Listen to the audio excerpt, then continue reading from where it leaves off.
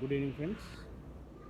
Today we are going to enter into the new Unit 3, and we'll be seeing about the radical and revolutionary movement.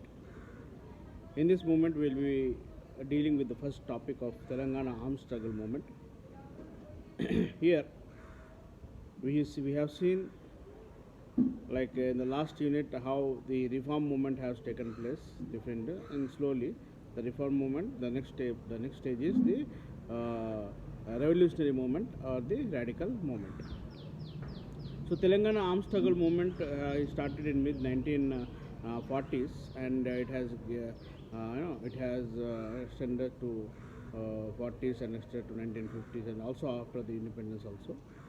Basically, the armed struggle movement which has taken place in the Telangana region, it was against the landlords and the discrimination of the caste. Again, these all things will be repeating, and also the the how the agrarian people, like the poor, and how there was a force of labor system, the vetti and the vetti chakri system was prevailing there those times.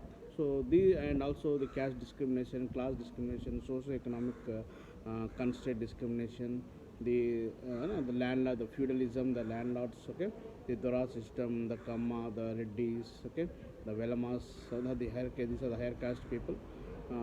So the how the formation of the Telangana armed struggle movement have started in terms of Andhra formation of the Andhra Mahasabha, and which was also led, or which was also started and supported by the communist party, the organization which was started in the early those days, and how they were how they formed the organization, and how they used to how they, I mean, used to instance how they have strategically taken land from the landlords, and they had distributed to the landless and the poor people, and the and the the poor wage laborers. So these kind of things will be looking ahead in the Telangana armed struggle movement. So this, it means it has started in the that is mid 1940s, and also in early 1950s, basically before the independence only it has started, and the republic.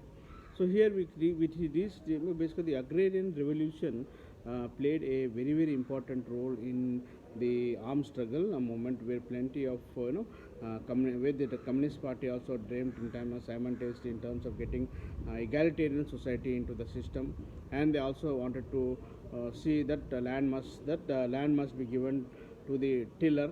Okay, like in Telugu, there is a famous proverb, "Dunnevan the bhumi." So, like, who is the cultivator, the tiller of the land must be the owner. That the meaning sense. So, like this, it has free. They wanted to free this kind of system from the feudal lords. Basically, those days they used to have n number of thousands of acres of land under their hands, where they were the dominant caste people. Where I said just now, there were different types of dominant caste people in Telangana. The Reddis, the Doras, there is no, so the Nizam Sais, where there is no known, they were the rulers.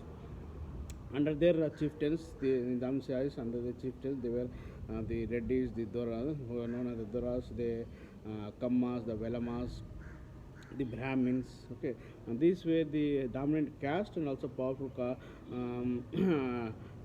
powerful community people, those who used to dominate the system, and also the community, and also the all socio-economical, political, all other aspects related to the society, they used to be under the clutches of this dominant caste and dominant people. So they demanded, in terms means the Communist Party, and also those Andhra Maha, the before the formation of this Andhra Maha, the armed struggle movement has has successfully, in terms of they were distributing the lands to the tillers. So basically, in terms of before that, the state of Telangana, earlier days, it was the Nizam. There was not only Telangana, there was much of the larger provinces called Nizam Sarkar, where Nizam Sarkar was ruling the state, ruling the region. It was a separate state, separate nation, like that. So under that, they slowly the 5 districts, basically mainly 5 districts of Telangana, they were under the armed struggle movement. What I say, where there was other in Bengal also Tabaka movement.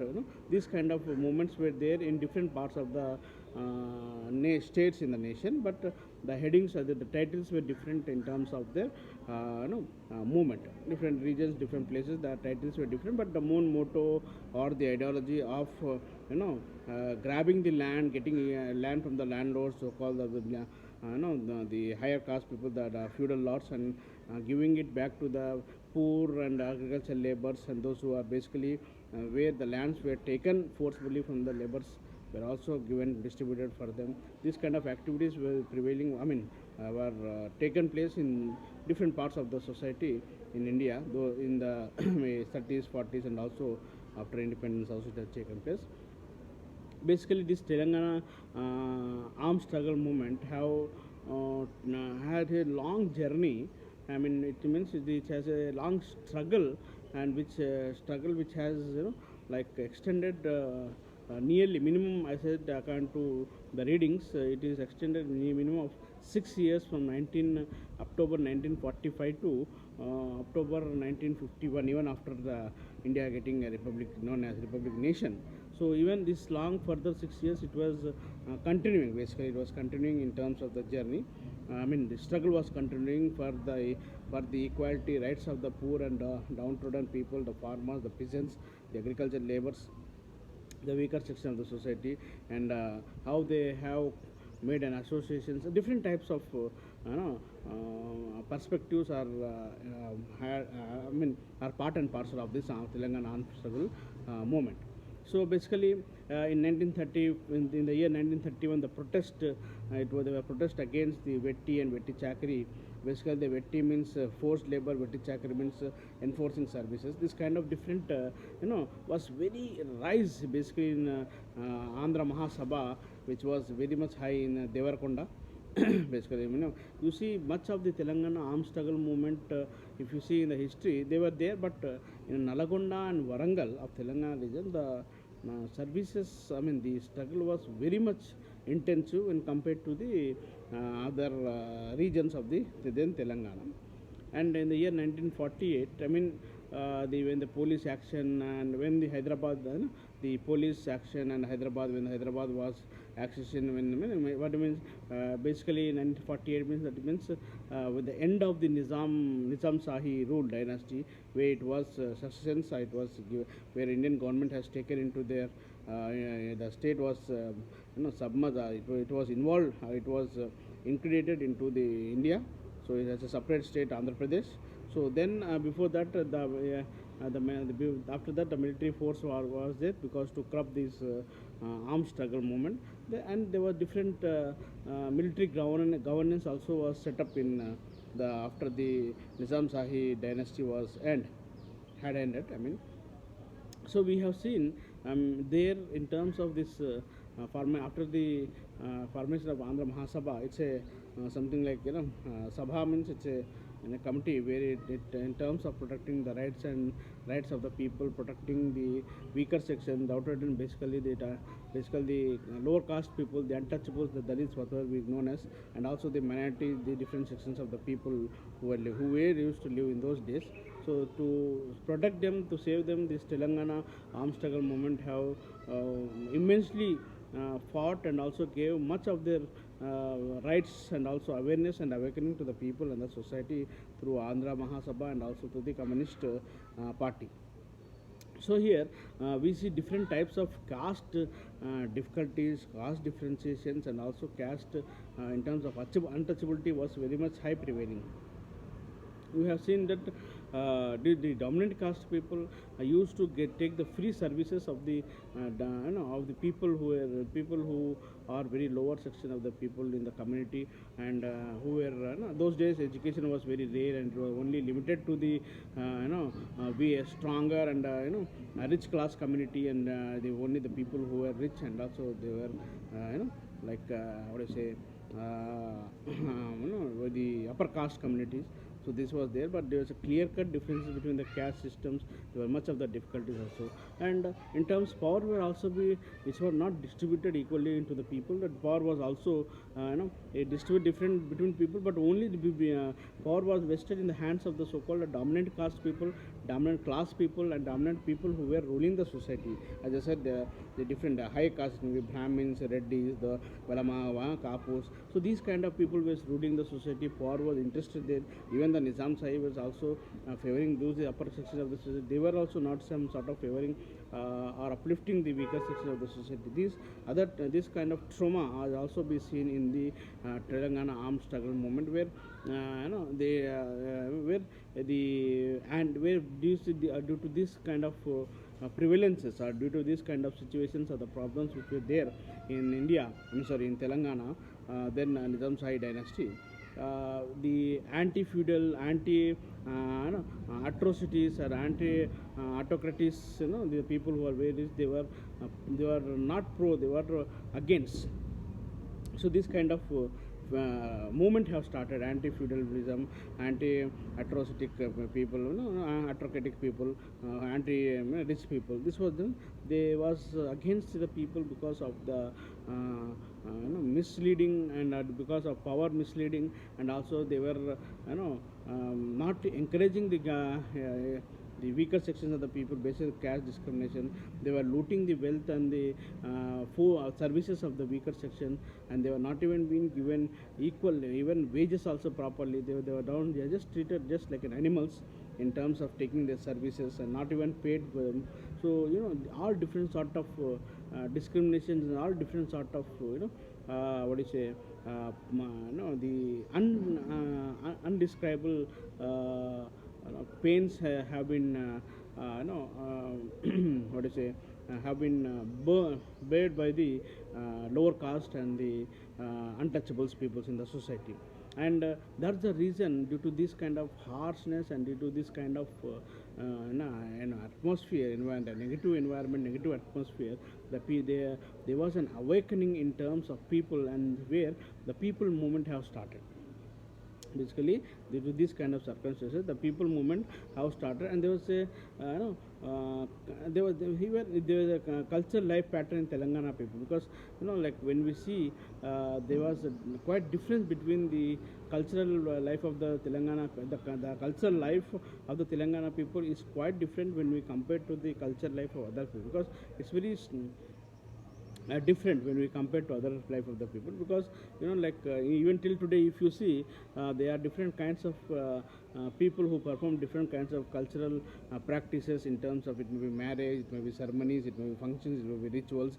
Okay, when we compare to states and state, other region to region also, you will see clear distinctions how the cultural items or cultural things have been different. That's why there's a uniqueness, what I want to say, uniqueness in Telangana culture when compared to other state or other regions culture. We see like Batkama, you cannot see anywhere in India. But these kind of things are in a separate identity of the Telangana state.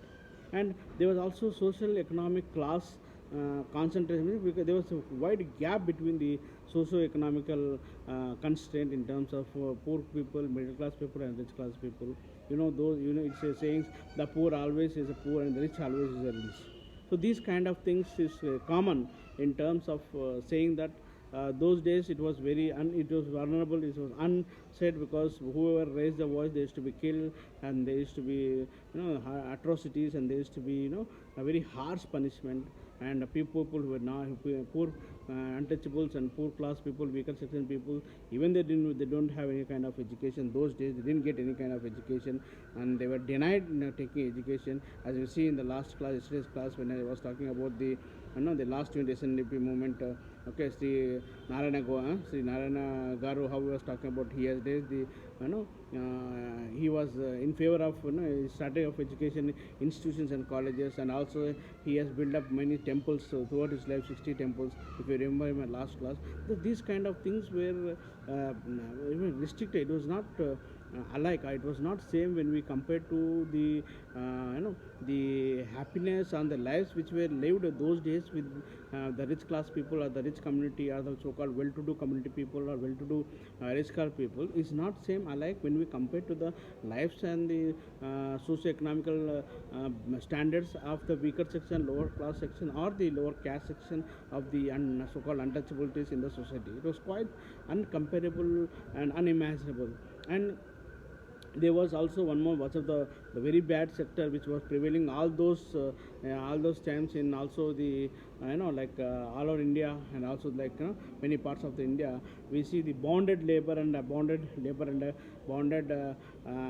agriculture labor and bonded labor, and also where much of the untouchables were seen, much of the untouchables we have seen, and they were much of in this number. I mean, numerically they were much untouchables, very much in terms of this bonded laborers and bond agriculture laborers. We see n number of cases where in this kind of thing, because those days only the high caste people, high caste people are the the rich people, very rich people were there.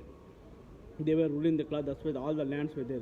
So there was bonded labor and there was agriculture laborers, and where they were only from untouchables. They were only from the downtrodden caste of the community, what we say like Madiga, Mala. So from this untouchable caste, now what you say Dalit or untouchable, these kind of people used to be staying. I mean, this kind of used to be one of the prominent affector or prominent people who are been directly they are being targeted. They were targeted. I'm sorry, not been. They were targeted, and they were looted their services without paying anything. They had taken their services. So these kind of unimaginable and these kind of things have been harsh, harsh. Without any humanity, there was a harshness among the lower class and the untouchable people. And the chief upholder, what I say, the zamindars, I mean what I say, just now I said, the Nizam Shahi Sarkar, who was the chief and who also have the main, they were the beneficiaries, as I said, the Reddy, the Kamma, the Brahmin, and the Varna people, sorry, the Velama people in the Telangana region, those kind of things, there were region. So these were also, the what is Doras or land, or what they are known, what they were known those days, or they were supposed to be called as Doras, not by taking the name or not by any other means. So they are supposed to be said or called only like Doras, and who were the landlord, and they dominated all the land system. They dominated economic system. They are dominating in terms of political system. They are dominating in terms of economic system. They are dominating in terms of social system. They were dominating, and they were exploiting all the weaker section, and they were dominating, and they were exploited by the feudals. I mean, the untouchables were exploited by the feudals. So here, the vetti was, again I repeat, the vetti means the forced labor, and vetti chakri means the enforced services. And the another kind of thing was what those days prevailing was vetti chakri, and land grabbing. These three, vetti means forced labor, vetti chakri means enforcing service, land grabbing, and then taking the land forcibly. So that is a land grabbing, okay, without the permission or consent, what by hook or crook they used to take the land grabbing. This was the what do you say was one of the main problem or sufferings which were faced by the then Telangana people, who were so-called the untouchables or the weaker sections of the society. And like there was another factor, as I just said, into the land laborers, means the land labor, they were suffering from low wages, and they were bondage wages. Just now I said a couple of minutes before, bonded and forced labor system was prevailing. In terms of forced labor system, means I said vetti chakri, there was nothing beneficial for them. Everything was free of service, and everybody used to do free of service. That was one of the hindrance, and that was one of the the domination of the Doras, or the great or the upper caste, or the dominant class people in the society. Second version was small and middle peasant, means they also suffered from they also suffered from high interest, and periodic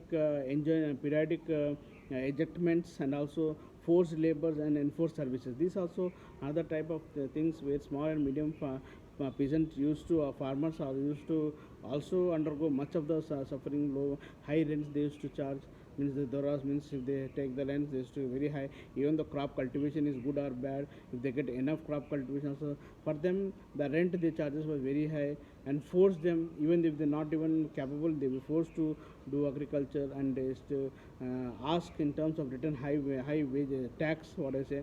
This was another bad bad practice which is prevailing. And third one is the rich peasant and also village shopkeepers. So this was other factor which was prevailing, where the sufferings were for means here they were forced services and also extracted free supplies.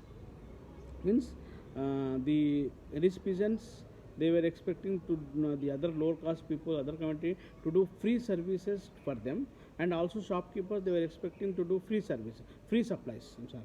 Means here in both the ways, in if you take in agriculture, what agriculture factor, or in whether it's low people, and it may be what the small and middle peasant, it may be, or in terms of rich and in terms of other shopkeepers and rich peasant. All these three versions, all the three different type factors, here we see all these three factors are mainly concerned in taking the taking the benefits from the poor people.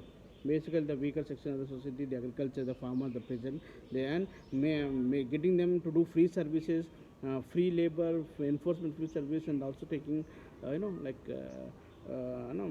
paying high rates, high rents, okay, and also supplying free for the shopkeeper. This was the disaster things which were prevailing, and it was unvulnerable, and they cannot go anyway, they cannot bring complaint, because they are the something like the zamindars, what you say, the doras, or they are the rulers of the society, because everything were under their hands. So that's one of the pathetic situation which was there in those days.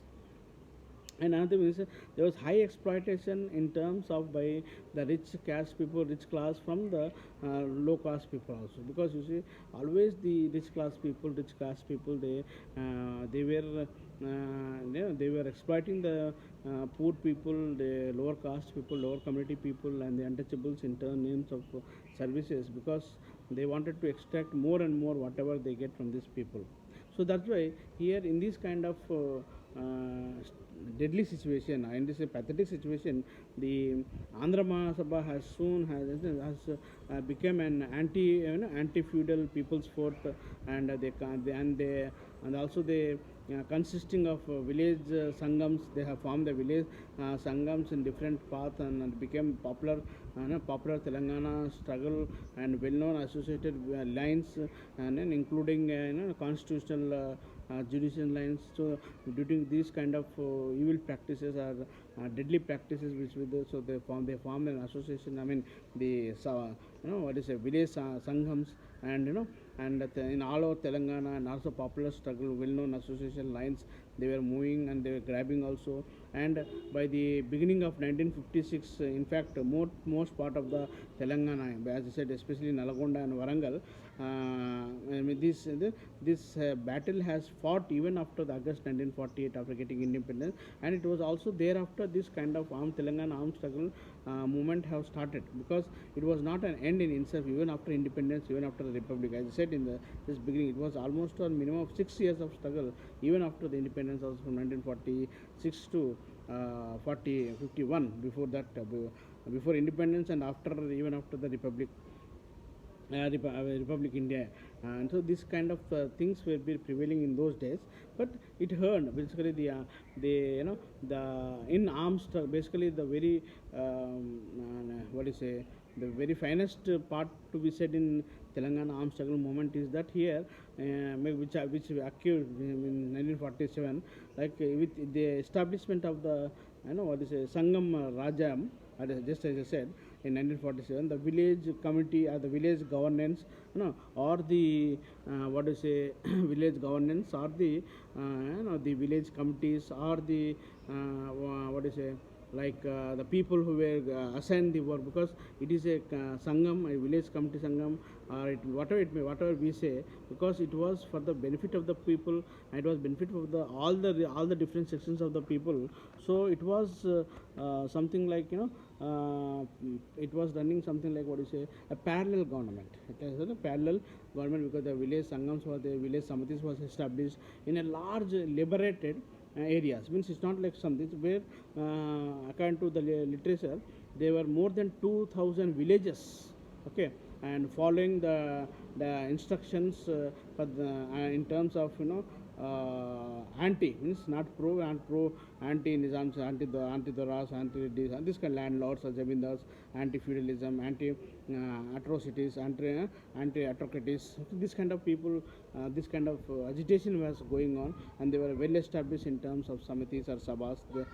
Those days it was seen, basically 1947 or 1948, and this was led by both the, what do you mean to say, the Communist Party and also the Andhra Mahasabha, where they both together successfully has taken the struggle to the people, to the masses of the society. And they also elected, Grama Sabhas, I mean the Grama, Grama Raja committees in the Grama Sabhas, Sangam Sabhas. So they elected Grama Raja Sabhas committee, means each village they elected Grama Raja committee. Okay, and they look after all the administrators. It was a responsibility of that members of the committee to look after the villages of that administrator, and also there was also political responsibilities also leveled by the higher officers, basically the Communist Party and all the Andhra Mahasabha, where they jointly has been together they are working for the development, upliftment of the weaker sections, basically untouchables, and also to remove from the clutches of the landlords and also the upper caste peoples, and also peoples. They were also in terms of, protecting the people's interest, and also they, and also dealt with the suitability. What are the problems with they used to deal by this Grama Raja committee. Each and every villages they had a committee, and they used to look after the welfare of the committee, of the village problems, and it was their responsibility to inform and to the higher officers, I mean to higher committee of their to their party.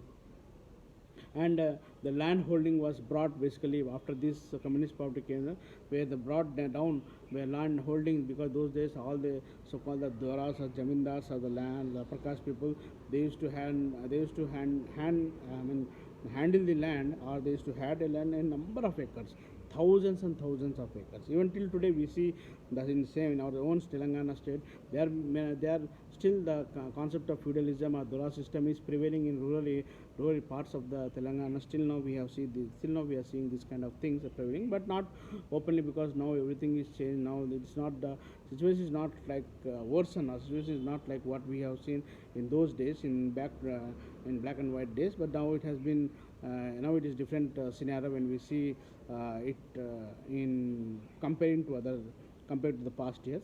So here thousands of acres used to be under the clutches of one person or one community. Also there is there, basically one family, they used to have thousands of acres, and they used to distribute this land on other peoples and the name of Benami.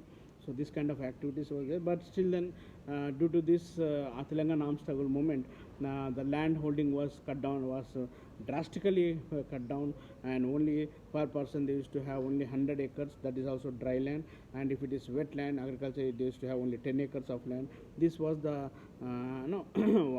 system which was brought up. It was one of the greatest movements started by those days in by the Communist Party and also the Andhra Mahasabha, and all over India, basically all over India, this kind of things were prevailing. Even if you remember, even in those days after independence, when Indira Gandhi was the Prime Minister of our nation, India, she also said that land holdings, she fixed land reforms movement also was there. He was said the same thing, only 100 acres must be under one family or one person who used to have more than 100 acres or thousands and acres, thousands of acres. They are supposed to be,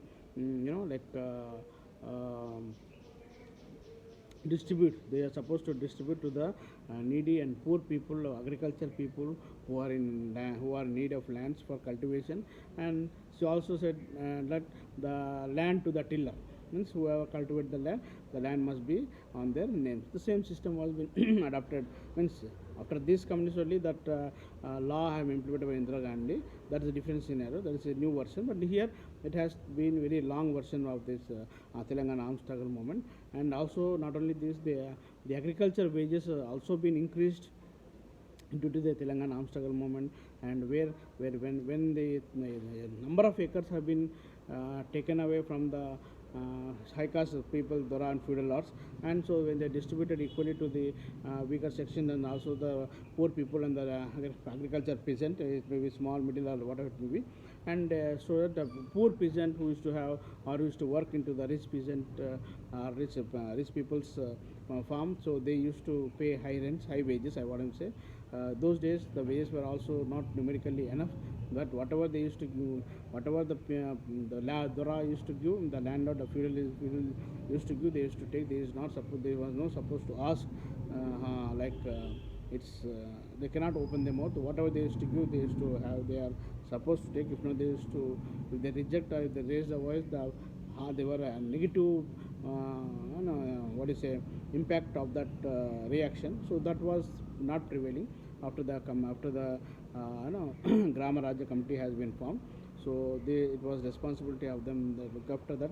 The agriculture laborers wages were also being increased, and the feudal lands were also taken away or distributed from the landless people and landless agriculture farmers and also the laborers. So there was simultaneously efforts and procedure in terms of production of more grain even after grabbing the land, and bring the what is a fallen land into the cultivation land. And also they did undertaken the irrigation works and control the prices of the daily necessary and food, and also fair distribution of the food was prevailing.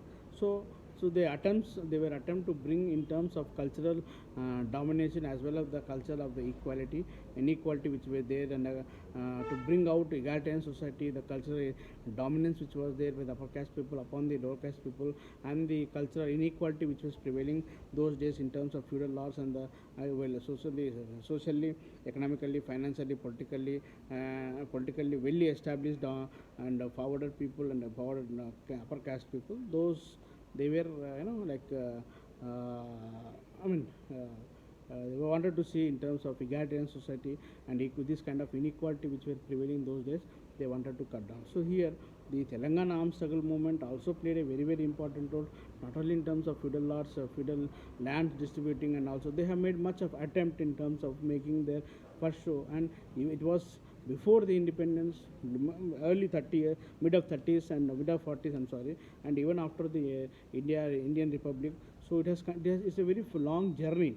It has a very long journey of the struggle, and indeed there are many of the struggles which are this. Because it was a radical and it was a revolutionary movement, because as I said, the women were much more in front in this kind of people's movement which has concept, and where this both Marxist party and Andhra Mahasabha, they have closely and they have together made some sort of efforts to bring equality and also cultural equality and cultural inequality. I'm sorry, to break down the culture to get more people into one hub, to get culture equality, culture.